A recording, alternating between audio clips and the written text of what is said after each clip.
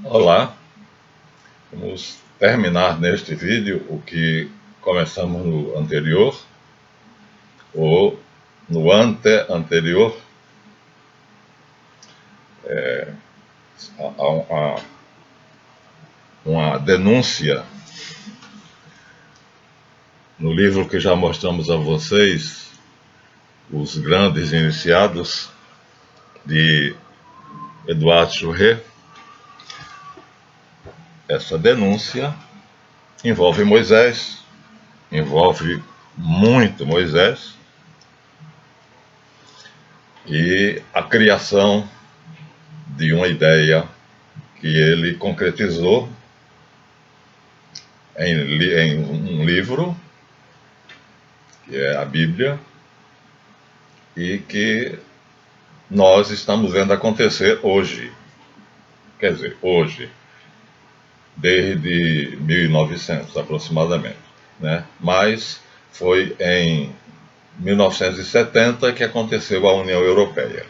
Estava planejada para um mês de 1970, não aconteceu naquele mês algum imprevisto, mas terminou acontecendo, acho que em 74, a União Europeia, ou seja, a Europa toda se tornou um bloco, o bloco europeu, e o mundo, seguindo o mesmo impulso e obedecendo à força da mesma mão que fazia da Europa um bloco, um Estado, então o mundo inteiro se tornou o que é hoje. Então nós vimos uma farsa, na verdade, durante o que se chamou a Guerra Fria. Nós vimos supostamente a oposição entre a Rússia, de um lado, Rússia e China na Ásia, de um lado, e a América e os países da OTAN alinhados aos Estados Unidos. Nós estávamos na OTAN, né? Estamos ainda alinhados à OTAN. Então, de um lado, nós temos lá a Indonésia, Filipinas, China e a Rússia, e do outro lado, nós temos os Estados Unidos e a OTAN. Supostamente, nos enganaram durante muito tempo, achando que havia uma guerra entre essas duas ideologias, né? Na verdade, não. Tudo não passava de um experimento, né? A Revolução Francesa trouxe, antes da criação da URSS, da União Soviética, a Revolução Francesa, em 1789, trouxe a público 3 ideias: liberdade, igualdade e fraternidade. Só que, supostamente, nos países comunistas da Cortina de Ferro se praticava a igualdade, enquanto que nos Estados Unidos e nos países da OTAN se praticava a liberdade. No fundo, alguém queria saber a qual dessas duas ideias os povos seriam mais dóceis e submissos. E mostrou-se, né, no correr da história, que os povos preferiam a desigualdade da democracia, né, do que a igualdade do comunismo. Hoje resta uma fagulha pequeniníssima de comunismo em Cuba, e a China, que já está se transformando em um país capitalista, né, acabou de comprar a Volvo nessa pandemia do coronavírus. Curiosamente, a China, que foi o país mais abalado, mais atingido, né? Então, em plena pandemia, comprou a Volvo, comprou a Band, a emissora Bandeirantes no Brasil, junto com a Petrobras compraram um terço da Persal, e no território chinês, a China comprou a maioria das ações de 10 multinacionais. Quer dizer, ela sai da pandemia muito mais rica. Estranho. Estranho. Então nós dissemos no vídeo anterior que isso só poderia ser possível se tivesse havido algo planejado, né? Inclusive a OMS, a Organização Mundial de Saúde, está sendo processada, porque ela sabia que o governo chinês Xi Jinping silenciou durante 10 dias, em que a epidemia graçou na cidade de Wuhan e outras. Ela ficou em silêncio durante 10 dias em dezembro, e ela só noticiou oficialmente a Organização Mundial de Saúde depois desses 10 dias, quando já era uma epidemia generalizada em toda a China e estava, portanto, a caminho do mundo todo, porque aconteceu no Ano Novo, que é quando os chineses, que têm poder aquisitivo, vão para a Europa, fazem as suas viagens de férias, etc. Então, é mais ou menos no nosso Ano Novo que acontece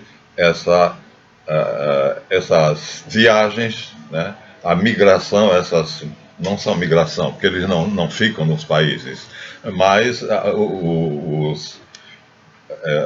como é que a gente chama? Os turistas, né? Os chineses ricos fazem turismo, então saíram da China. E os povos ricos de outros países vão fazer turismo na China, principalmente para conhecer Hong Kong, que é o paraíso capitalista em plena China, encravada, é uma unha encravada. Então, 10 dias se passaram, a epidemia tomou conta da nação chinesa e logo ela foi tomando conta do mundo. Esses 10 dias em que o ministro Xi Jinping, presidente do Partido Comunista Chinês, esperou para dizer ao mundo o que estava acontecendo, está sendo agora a grande questão de saber se a epidemia foi plantada ou não. Nós sabemos que é uma mão que tem muito poder, que poderia ter feito um negócio com Xi Jinping, de tal maneira que ficasse bom para os dois. A China está saindo da pandemia muito mais rica. Provavelmente os Estados Unidos também terão a sua cota. Quer dizer, parece que ficou claro nisso tudo que a China é uma mão e os Estados Unidos são outra mão desse personagem, né, dessa cabeça genialmente diabólica ou diabolicamente genial, né, e que, portanto, o mundo, como dizia Marshall McLuhan, é uma aldeia global, ou seja, já está sob o poder de um chefe. Esse chefe ainda se esconde, né, em Londres, mas nós temos vários indícios, né, por exemplo, já há reconhecidamente uma ordem mundial. Esse livro aqui são especialistas em política e em direito internacional, questionando o que é a nova ordem mundial. Ela é boa, ela é ruim, o que é que aconteceu? Mas aconteceu, já aconteceu. Nós estamos vivendo a plena ordem mundial, né? Então, há algum tempo atrás, a maçonaria publicou um livro, a Gazeta Maçônica, para os maçons, supostamente, mas eu adquiri um com muita facilidade, a Utopia do Império Mundial. Bom, a Utopia do Império Mundial foi publicada por causa de um livro que foi originariamente produzido na Rússia e pelo comandante da polícia do czar, da polícia secreta do czar, que se tornou a KGB, e é o tão controvertido Protocolos dos Sábios de Sião, que denuncia uma suposta conspiração mundial para tornar o mundo um império mundial. Vou colocar em outra visão, né? Aqui está a edição espanhola, Los Protocolos de los Sábios Ancianos de Sion, edição de 1938, né? Quer dizer, a guerra ainda não tinha, a Primeira Guerra ainda não tinha acabado e já estava publicado esse livro denunciando que a guerra era movida por interesses escusos, que esses interesses eram, na verdade, de um grupo que se fazia chamar judeus, mas são cázaros, e aqui eles fundaram um partido internacional chamado Sionismo, Movimento Sionista Político Mundial, e neste livro aqui também 3 experts, 2 são judeus, acho que todos 3 são, Nathan Winstock, Norton Mesvinsky e Moshe Menuhin. Então, 3 especialistas judeus denunciam aqui,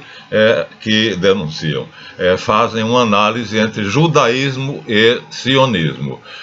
Os judeus sefaraditas, que são judeus de sangue, que são semitas, eles dizem que os sionistas não são judeus, que o judaísmo é um nome que eles utilizam impropriamente, e eles se dizem judeus, eles se afirmam judeus. São cázaros, uma tribo bárbara do Cáucaso, que terminou se convertendo ao judaísmo, como nós já dissemos em outros vídeos. Aqui está sendo analisado. Então veja só, de um lado já temos uma nova ordem mundial, ou seja, o mundo já é uma aldeia global, já é um estado único, embora não apareça a todos tão frequentemente, tão facilmente. Os maçons questionam os protocolos dos sábios de Sião, que foi mostrado aqui, que é uma conspiração sionista para sábios de Sião. Sábios de Sião seria, portanto, os anciãos sábios de Sião. Sionistas, aqui o livro supõe ser uma denúncia, e a maçonaria publicou então que isso era uma utopia e que o livro era falso. Cabe a cada um de nós decidir se sim ou se não. Uma coisa é certa, não cabe a nós decidir, não é necessário, porque seria muita burrice da nossa parte não reconhecer que o judaísmo é uma coisa, uma religião, uma raça, os sefaraditas, os semitas, e o sionismo é outra coisa. Não são de raça judaica, não são descendentes de Abraão, não são descendentes dos patriarcas nem dos profetas, e fundaram o Partido Sionista Político Mundial, e são eles responsáveis pela Guerra Mundial, que foi feita em 2 tempos, como nós fizemos a denúncia. Então, em plena Primeira Guerra Mundial, 1938, foi publicado o livro Os Protocolos, né, no mundo todo, na Rússia, em 1903, depois de novo em nova edição em 1905, e aqui eu tenho a edição em espanhol, que é facsímile da edição italiana, ou seja, tradução da edição italiana. Logicamente, vamos tirar isso a limpo. Então, realmente, o judaísmo é diferente do sionismo? Sim. O sionismo é feito por algumas pessoas, cabeças geniais, que são bem diferentes do judeu semita. Eles se intitulam judeus, mas na verdade eles são cázaros. E então há uma diferença entre judeus Ashkenaz ou cázaros e judeus sefarade ou semitas. Nós temos o testemunho de um próprio sionista que se chama Jack Bernstein, que ele disse que esteve em Israel, viveu em Israel, e quando ele chegou lá foi muito bem tratado porque ele era um cázaro, mas quando ele quis casar com uma judia sefaradita, eu já disse isso, ele não conseguia, mas conseguiu com muito custo, porque ele estava apaixonado por ela, só que depois que ele casou com ela, ele não era mais recebido nos restaurantes que ele frequentava antes, as terras que ele recebeu, na fazendinha que ele recebeu para cultivar, aumentou o imposto, aumentaram o imposto, o tributo cobrado a ele, depois que ele casou com uma sefaradita. Ele caiu de status porque casou com uma estrangeira, ou seja, ele sendo cázaro, não podia casar com uma semita. Isso estou dizendo com toda clareza, como o rabino Weiss e outros judeus sefaraditas já denunciaram em vários vídeos. Então isso aqui não é uma questão de nós termos que decidir, isso é fato. E quem domina, portanto, o mundo, a nova ordem mundial, são os cázaros, são os sionistas. Então a gente supôs, quer dizer, nos induziram a imaginar que havia dois blocos, então uma parte do mundo dominada pelos cázaros, que são os reis de Wall Street, né? São as famílias riquíssimas dos Rothschilds e dos Rockefeller, os irmãos, os bancos mais ricos do mundo. E de um lado, então, os Estados Unidos representa esse poder democrático que pratica o exercício da liberdade, com desigualdades que o homem suporta, e supostamente nem a Rússia, a União Soviética, nem a China, nem Cuba suportavam essa igualdade. Então era melhor a liberdade com desigualdades do que a igualdade imposta. Era uma experiência. Logo, Gorbachev destruiu a Rússia, fez a Rússia quebrar, quer dizer, a Rússia não, a União Soviética. O bloco soviético quebrou, ele entregou o governo, de qualquer maneira, lá a um presidente, que foi feita uma eleição, e alguém do Partido Comunista Soviético foi eleito, Boris Yeltsin, foi eleito presidente da Federação Russa. A Rússia estreitou, encolheu, libertou os países que estavam sendo seus satélites, cada um passou a poder escolher se queria o comunismo ou o capitalismo, e os Estados Unidos alargou as fronteiras do capitalismo de tal maneira que hoje a Rússia também é capitalista, né? Vladimir Putin é um dos homens mais ricos do mundo, mais poderoso, agora está preocupado nas mãos de quem ele vai deixar o poder da Rússia. Enquanto isso, o presidente do Partido Comunista Chinês, Xi Jinping, fez um trato com alguém que plantou na cidade de Wuhan o vírus do coronavírus, o Covid-19, e esperou 10 dias para ele se tornar uma epidemia.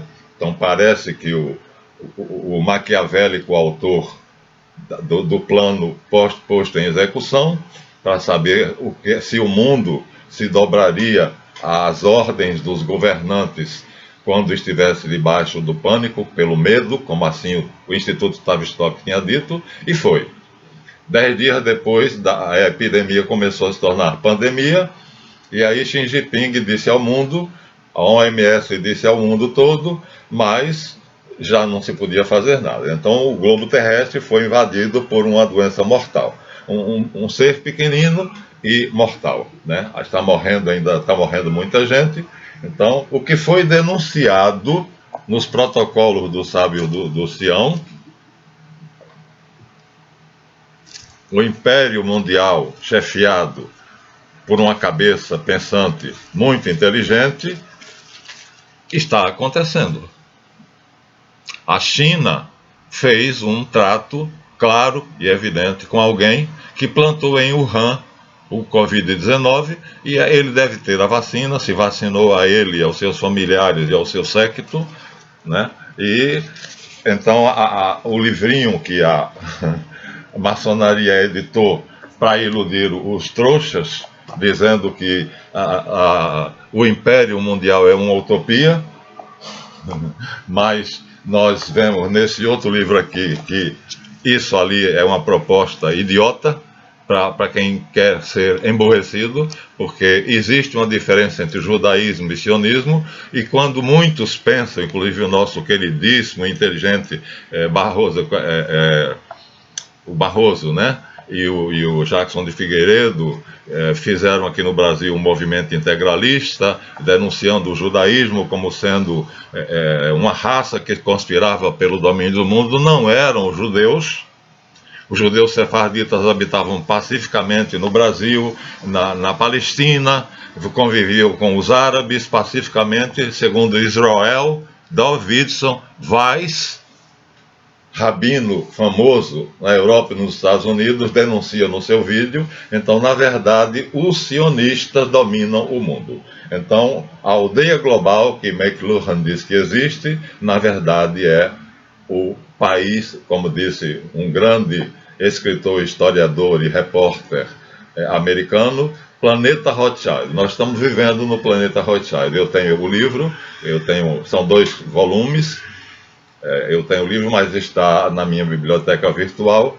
Então, não são os judeus que dominam o mundo. O rabino Weiss disse: nós sofremos tanto quanto os cristãos, os gentios, como eles chamam, a população inteira do mundo debaixo dos sionistas, porque os sionistas são racistas. E Jacques Bernstein diz, ele sendo Ashkenaz, sionista, é verdade, eu tenho essa experiência, eu fui para Israel e lá recebi uma fazenda e um tributo pequenininho para pagar ao partido sionista lá em Israel, que domina Israel. Na verdade é uma teocracia. Israel não é uma democracia, é uma teocracia. Netanyahu já está no poder, acho que vai completar 30 anos, então E aí me apaixonei por uma judia, quer dizer, uma sefardita, e não quiseram que eu casasse com ela, criaram todos os obstáculos, eu casei, e todas aquelas regalias, os lugares que eu frequentava, os hotéis onde eu podia me hospedar, os restaurantes finos onde eu comia, tudo eu passei a ser proibido de entrar. Eu não podia entrar porque eu era casado com uma judia sefardita. Eu era casado com uma semita. Eu era um Ashkenaz, judeu sefaradita, portanto, judeu Ashkenaz, judeu cázaro, e não um sefaradita. Eu não podia ter me misturado, perdi meus privilégios. E aí a Mossad e a polícia israelense assassinou ele. A polícia secreta israelense assassinou ele. Essa é a denúncia feita por Eduardo Churret no seu livro Os Grandes Iniciados, que ele diz: o organizador deste movimento, na verdade, foi Moisés. Então, há um Moisés da Bíblia, o Moisés da fé, que é o Mashiach do judaísmo. Quando eu leio a Bíblia, acredito no que está ali, né?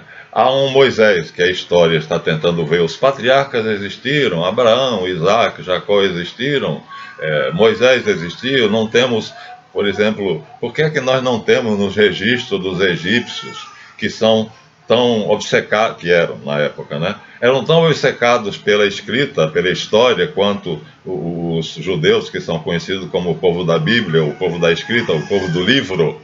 O povo do livro era tão obcecado quanto pela escrita quanto os egípcios. Mas não há registro no Egito de Moisés, nem do Êxodo, nem de José do Egito, de nada disso. Então existem dois Moisés. Um que a história está procurando provar se existe, junto com Abraão, Isaac e Jacó. E outro Moisés que está nas Escrituras, e quando eu leio como crente eu não posso duvidar, ele de fato existe. Então o que agora estamos vendo é um terceiro Moisés, que é o Moisés dos santuários, das escolas de segredos, né? Portanto, nem é o Moisés da Bíblia, nem é o Moisés que a arqueologia está procurando ver se existe, né? E aqui, Eduardo Churret diz que, na verdade, os patriarcas não eram parentes. Então, a denúncia, ou seja lá como vocês queiram chamar, está na página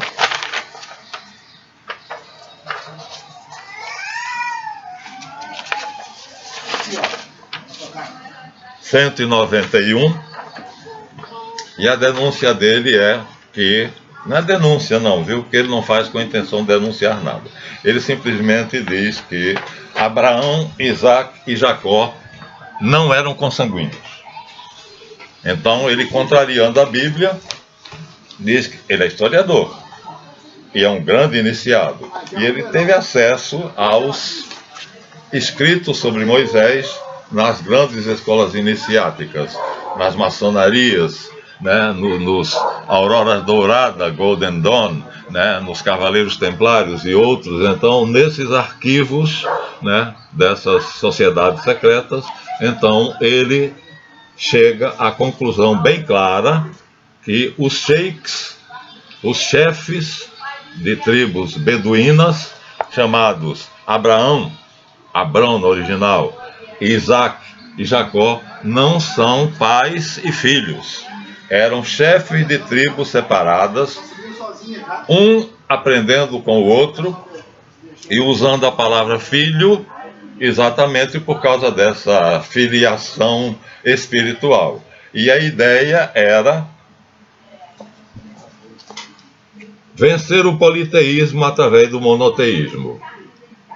Então, Abraão, segundo a Bíblia, né, veio de Ur dos Caldeus. Como eu já disse no capítulo anterior, os caldeus não eram todos eles politeístas, como a história faz supor, né?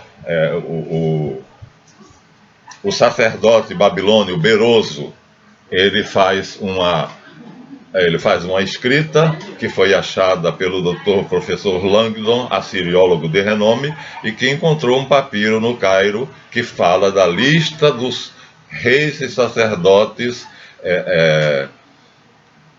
caldeus Para isto ele remonta até os sumérios e acádios, e então em determinado momento ele relata, além dos reis, os sumos sacerdotes, e há um templo na Babilônia monoteísta, como há outros em vários lugares da Caldeia, da Síria, de Nínive, da Babilônia, templos monoteístas. Então havia muitos templos monoteístas, havia já, portanto, a prática do monoteísmo na Caldeia, muito antes de Moisés.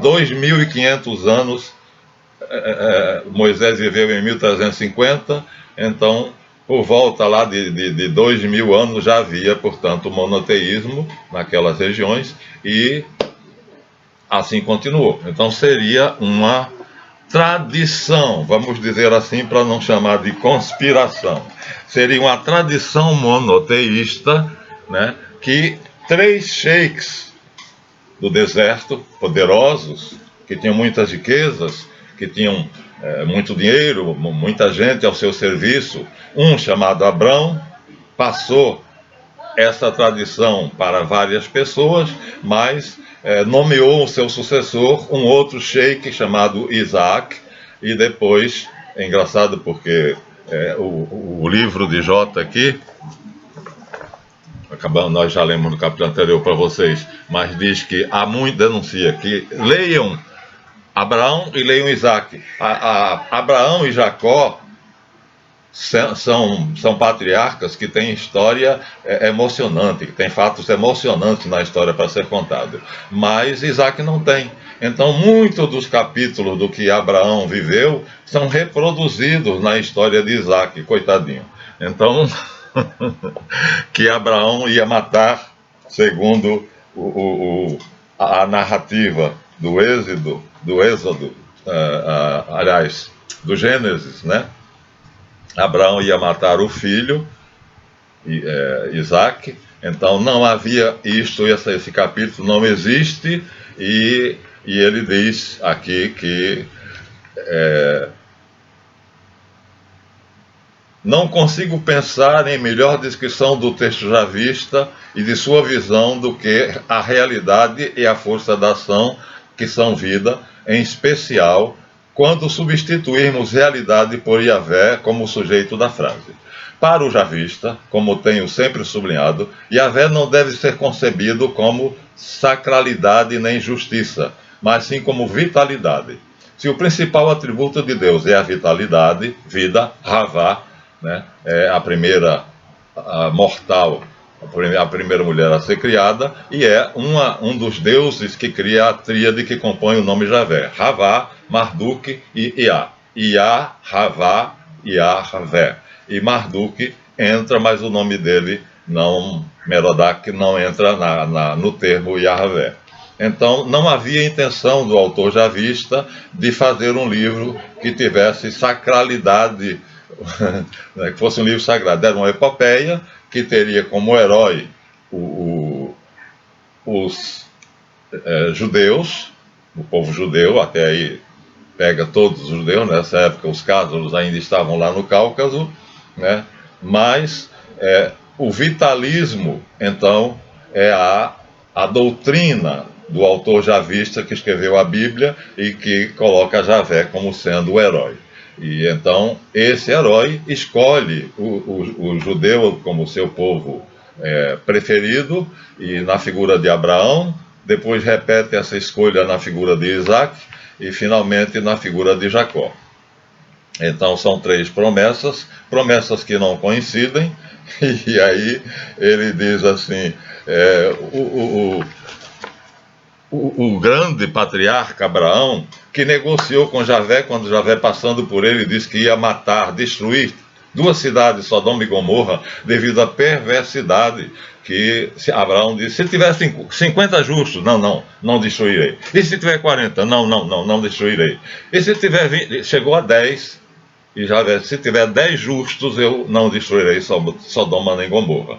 Então Abraão, desconsolado, percebeu que não havia nem 10 justos. Então o personagem que se intitula como Javé, que tinha acabado de comer coalhada com um vitelo e o bolo de farinha de trigo com Abraão, então manda os 2 anjos para destruírem Sodoma e Gomorra, mas com a ordem de tirar de lá Ló, sobrinho de Abraão.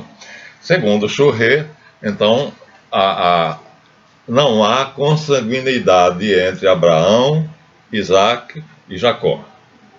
Então, são sheiks que se sucedem numa tradição que decide fazer com que o monoteísmo vença o politeísmo. E aí, por que então Javé fica mais forte do que Elohim e o subjuga? Porque a preocupação, aqui ele diz, a principal preocupação do autor javista e do autor sacerdotal são três escritores que escreveram o livro de Moisés, o Êxodo. Então, um é chamado javista, outro é chamado sacerdotal, priest, portanto representado pela letra P, e o outro R, o redator final. E ele diz aqui, como eu já li para vocês, que das três fontes principais do que hoje chamamos o Êxodo, o javista ocupa uma posição média do que concerne a grandiosidade e a importância do líder e profeta Moisés. Sacerdotal tem reserva com relação a Moisés e o exalta, ao passo que javista manipula o condutor do povo com a ironia afetuosa que lhe é característica. Quando Javé planejou reunir toda a sua tradição, desde a criação até a morte de Moisés, não tinha no centro de sua visão nem Moisés, nem Abraão, nem Jacó, nem José, nem Isaque e, com certeza, nem mesmo Javé, mas a realização da promessa da terra prometida. Portanto, Davi é o herói da Bíblia, segundo a mentalidade tanto do javista, quanto do eloísta e quanto do redator final. Então, Javé termina suplantando El, porque El, às vezes, parece que não é um Deus só, é Elohim. Ele aparece como Eloá, aparece como El Elyon, aparece como El Gibor, aparece como El Shaddai, né? Mas há sempre uma afirmação desse tipo. Terrível é Elohim, terrível é El na Assembleia dos Deuses. Quem entre os deuses se compara a El? Então supõe uma pluralidade de deuses, e essa pluralidade é que se quer combater. Essa tradição patriarcal quer combater. Logo, o herói é Davi, é o rei Davi. Por quê? Porque Davi realizou a promessa. O texto bíblico promete a Abraão, a Isaac e a Jacó, o que depois quem faz é Davi, porque, como disse anteriormente, vou repetir rapidamente, Moisés prega a união de todas as tribos, congrega todas as tribos, deixa na mão de Josué, e Josué invade Canaã e conquista Canaã. Primeira parte da promessa está feita. A terra em que foi pisada por Abraão, Isaque e Jacó foi conquistada. Mas logo tem uma segunda promessa. E essa segunda promessa que é feita a Isaque, a própria Abraão. Um pouco adiante da promessa que dá a Canaã, um pouco adiante diz do grande rio Nilo até o Eufrates. E lá mais na frente, na história de Isaac, diz: do lugar onde você está até o extremo oriente, o extremo ocidente, o norte e o sul. Então é a terra toda. São três promessas. E Davi é o único que realiza, porque a conquista da Palestina por Josué durou pouco tempo. Mas na verdade a conquista de Davi durou muito tempo. O reino de Davi foi herdado por Salomão, depois por Roboão, embora depois tenham se dividido, né, devido à fragilidade da união deles, eles não tinham conservado a tradição patriarcal. Então, Davi é o herói da Bíblia, embora esse tema seja proibido de ser tratado quando se escreve a vida de Moisés. É como se a ausência de Davi no texto de Moisés, do Êxodo, fosse um vazio que a presença do próprio Javé não pode preencher. Tal foi o desvio da realidade histórica entre a época do heróico avô e a de seu nada heróico neto Roboão. Davi é um personagem histórico, mas Jota não escreve história. É uma epopeia. Seu Moisés não é mais história do que Abraão, Jacó ou José. Nenhum desses personagens, segundo os santuários monoteístas, não é histórico. Portanto, isso não significa que o javista duvidasse de que Moisés existiu historicamente, nem que Abraão, Isaac e Jacó, o êxodo não tivesse acontecido, não. Mas o texto de Jota era para demonstrar, para fortalecer entre os judeus da época a unidade. Nós lemos tudo como se fosse uma história, uma saga patriarcal, um romance de José, um êxodo e subsequente a conquista de Canaã, que são mais ou menos históricos. Mas para Jota, o javista, tudo isso era apenas um gênero literário, era um épico, a despeito de todos os gêneros antigos do Oriente. O que era um esboço para Davi pode nos dar uma boa noção do procedimento e do propósito do javista. O próprio Yahvé só ganha importância por ser o Deus que se apaixonou por Davi, que perdoa ele adulterar com Betsabá, que perdoa ele ter mandado os seus 2 melhores amigos para a morte para ficar com Betsabá. Quanto a Moisés, não. Ele, apenas por não ser um circuncidado, Yahvé quase mata ele. É que Séfora, às pressas, enquanto ele está desmaiado, dá um corte no prepúcio dele e Moisés, então, não morre. Porque é uma opção bastante esquisita, enquanto estranha, que Moisés chega a ser quase assassinado por Yahvé, enquanto que Yahvé perdoa tudo a Davi. Davi viveu 70 anos e cada ano ele fazia uma guerra diferente para conquistar terras e mais terras, e assim cumprir a promessa de dar aos judeus o planeta, que hoje é o planeta Rothschild. Muitos historiadores modernos, agora ele vai para a história, supõem que a verdadeira escravidão dos israelitas no Egito se deu durante o reinado de Ramsés II, né?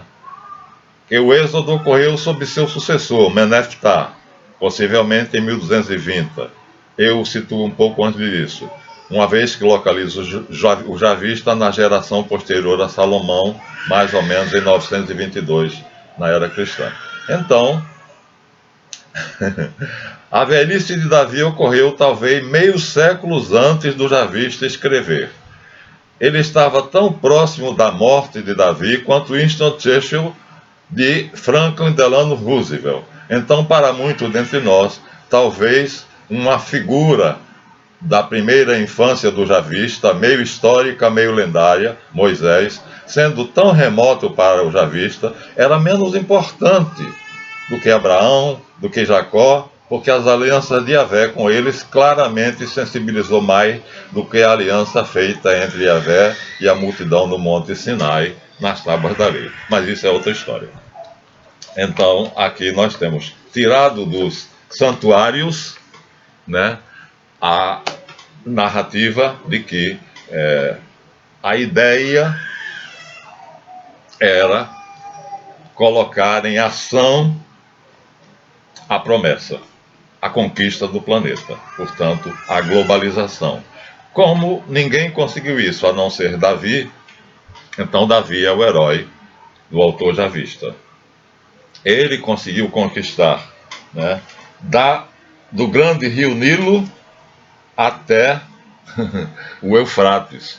Olha, não é pouca coisa não, viu, gente? O Egito está aqui. Então, o Nilo é no Egito. E o Eufrates está aqui. Então, do Egito até o Eufrates seria muita terra. Esse foi o reino de Judá, conquistado por Davi. Então, Davi conseguiu fazer a segunda parte da promessa. Canaã foi junto. Foi a primeira, Palestina foi o primeiro lugar que ele conquistou. Então, conquistou Jerusalém, já vimos que isso é um mito, e lá ele fez o palácio dele, depois saiu conquistando os povos que estavam próximos e foi confiscando os tesouros escritos das tradições desses povos. Então, essas tradições começavam pelos patriarcas, e esses patriarcas eram monoteístas, e eram os beduínos do deserto que tinham a característica de transformar o mundo todo em uma aldeia global. E Moisés é adepto dessa ideia, e ele, quando faz o trato dele com Javé, então essa ideia é inculcada, né? Ouça Israel, Yahvé nosso Deus é único, Shema Israel, Yahvé Adonai Eloinu, Yahvé Echad.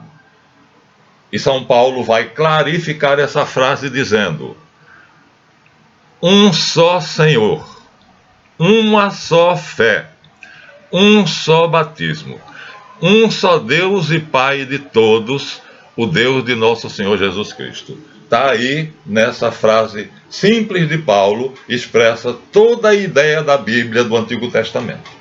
Toda. Embora, na realidade, os hebreus tenham sido escravos no Egito durante 400 anos, creio que isso é histórico, pode-se afirmar, tenham sido escravos da Babilônia durante 70 anos, né? Foram escravos também, tiveram a servidão da Síria e depois de Roma.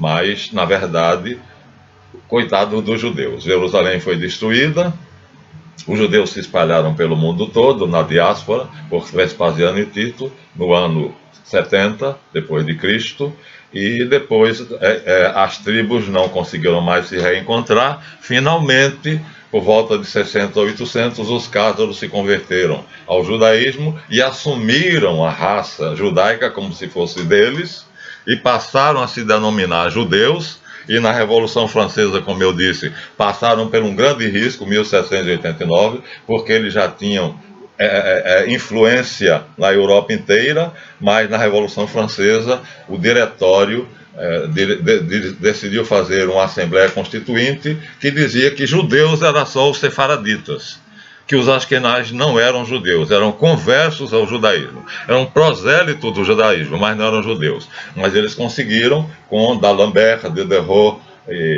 Marat, Robespierre e outros, fazer com que esse item não passasse. E se tivesse passado, hoje eles não seriam os donos do mundo. Mas passou.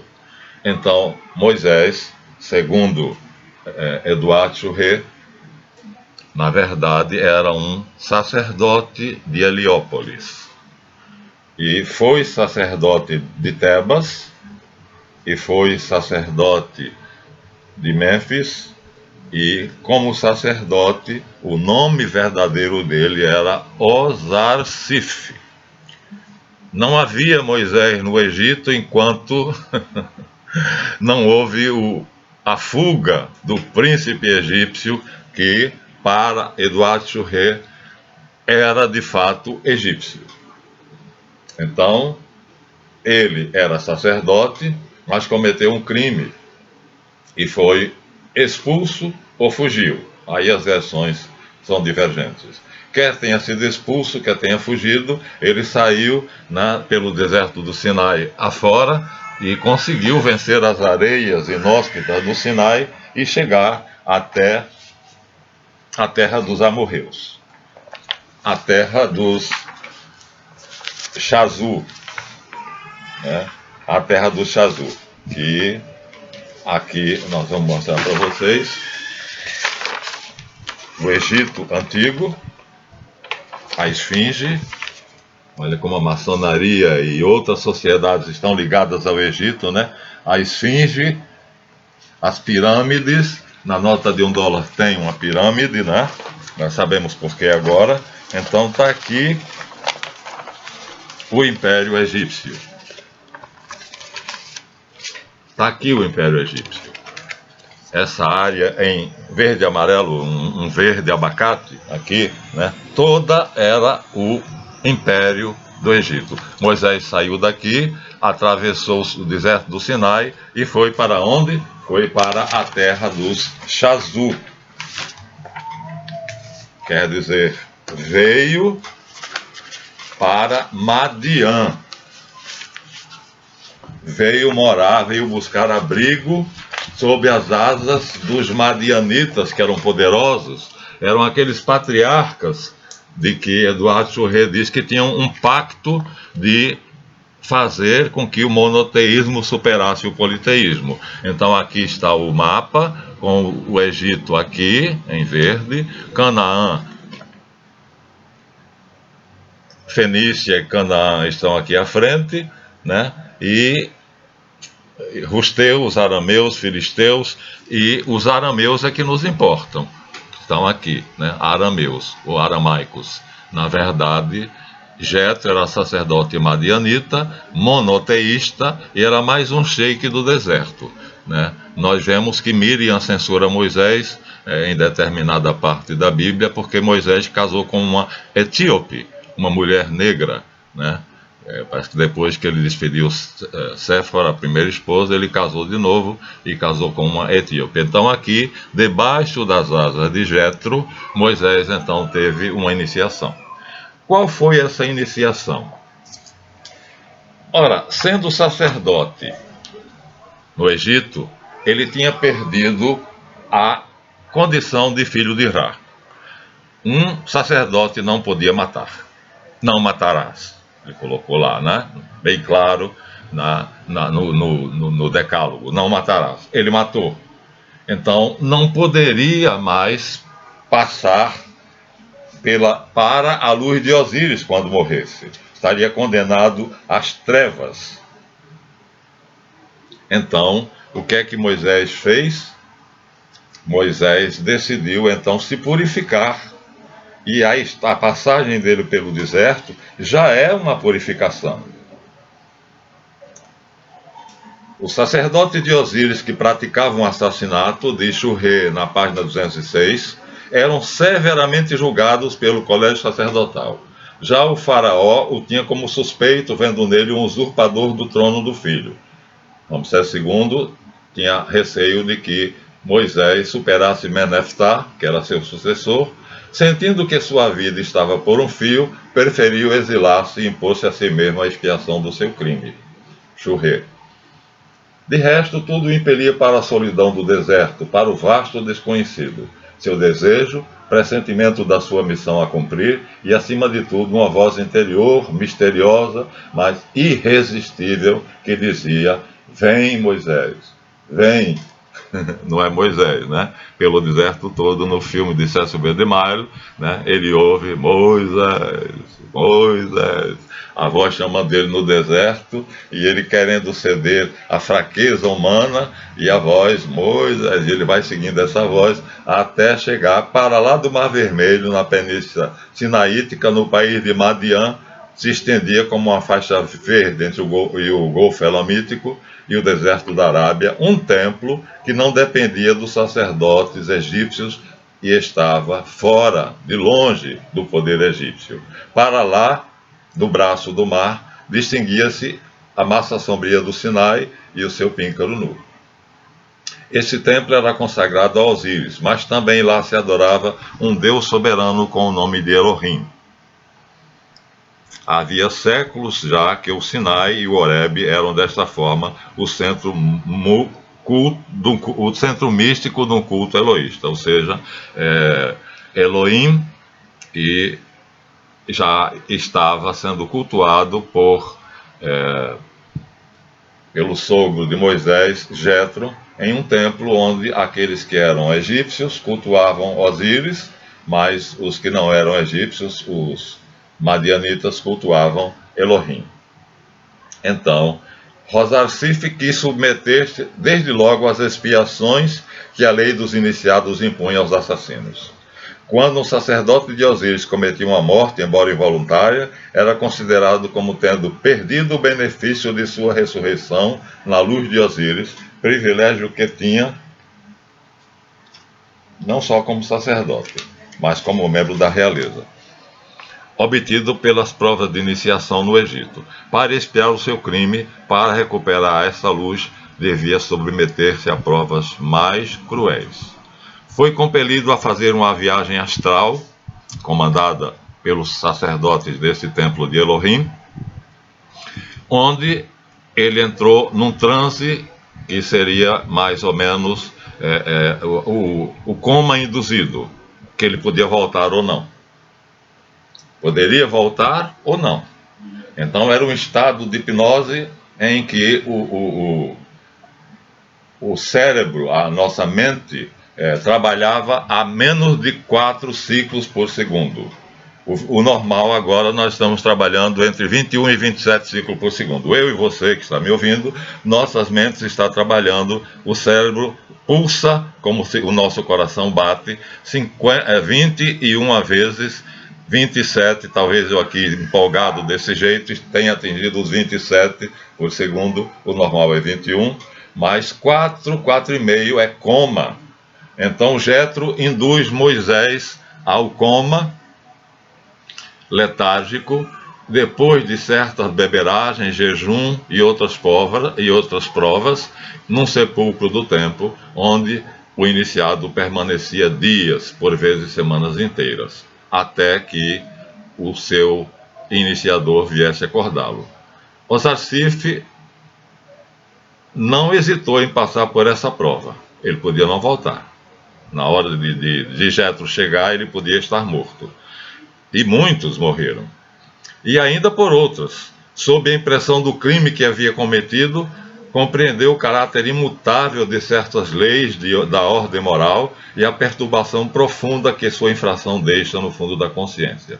Foi com abnegação completa que ofereceu o seu ser em holocausto como vítima a Osíris, pedindo-lhe a força que lhe devolvesse a luz de manifestar a lei e a justiça. Quando Osarsif saiu do sono temível, do qual não poderia ter voltado no subterrâneo do templo de Madian, sentiu-se um homem transformado. O seu passado como que se tinha desprendido dele. O Egito tinha deixado de ser sua pátria e à sua frente a imensidão do deserto, com os seus nômades errantes, os sheiks patriarcais, dos quais Jetro era um, monoteístas, estendia-se como um novo campo de ação. Página 209.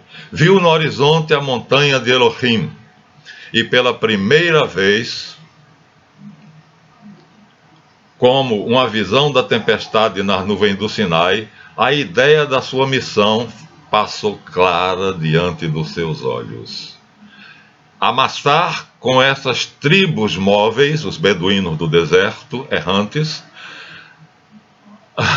um povo combatente que, no meio da idolatria, dos cultos e da anarquia das nações, adotasse uma lei de Elohim, o Deus Supremo, um povo que levaria nos séculos futuros a verdade selada na arca de ouro da iniciação, a sagrada Shekinah ou Shekinah, desse dia em diante, para marcar a nova era que começava na sua vida. Osarsif mudou seu nome para Machá, que significa o salvado, o salvo, porque ele podia ter morrido. Então, depois de Machá, fez-se aquela Macha, salvo das águas, e depois Moshe, que é a forma hebraica do nome Moisés até hoje.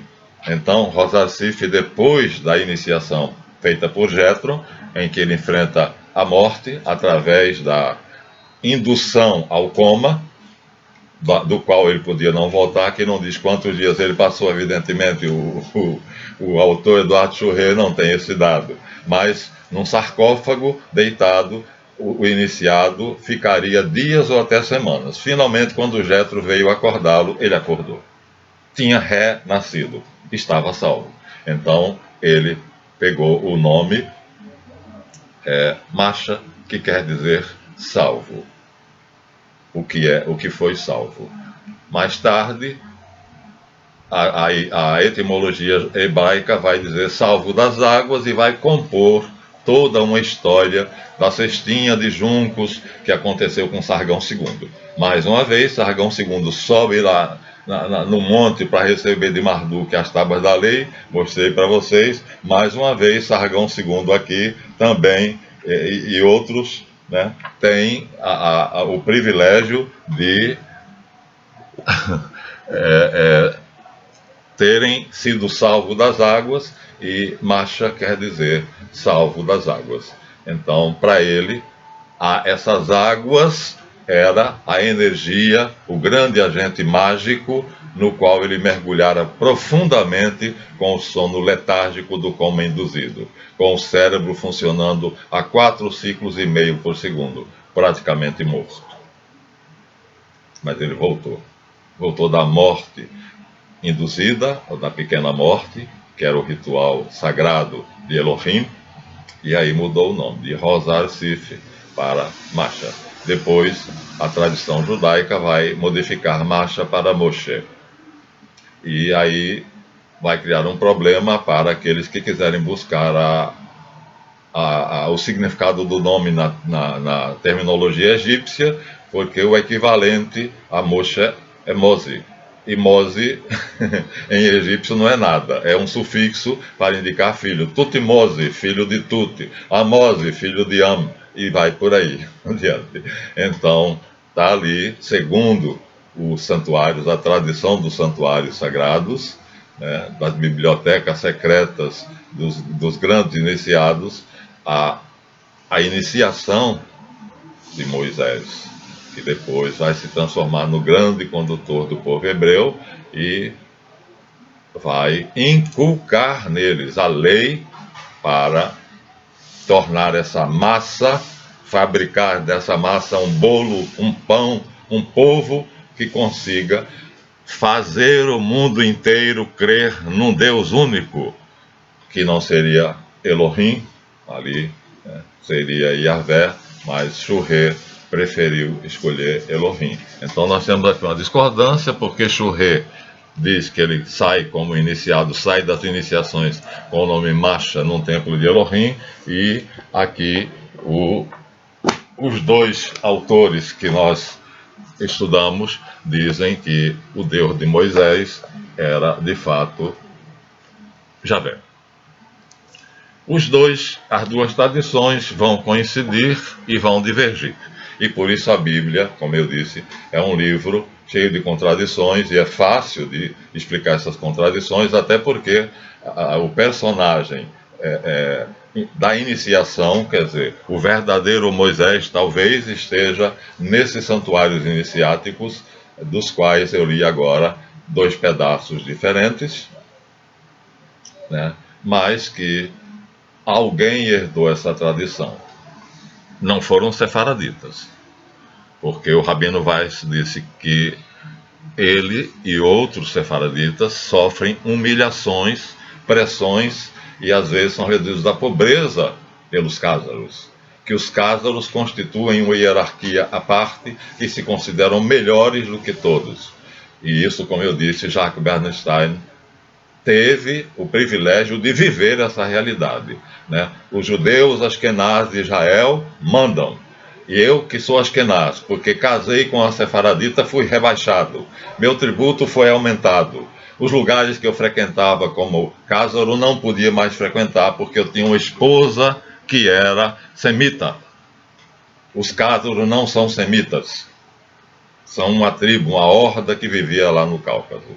Assim nós terminamos esse capítulo, quase com 1 hora, tendo dito finalmente a iniciação de Moisés.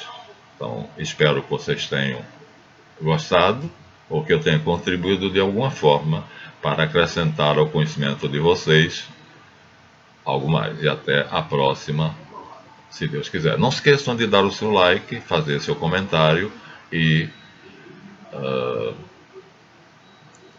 se inscrever no canal. Aumente o número dos inscritos, tá? E até a próxima, se Deus quiser.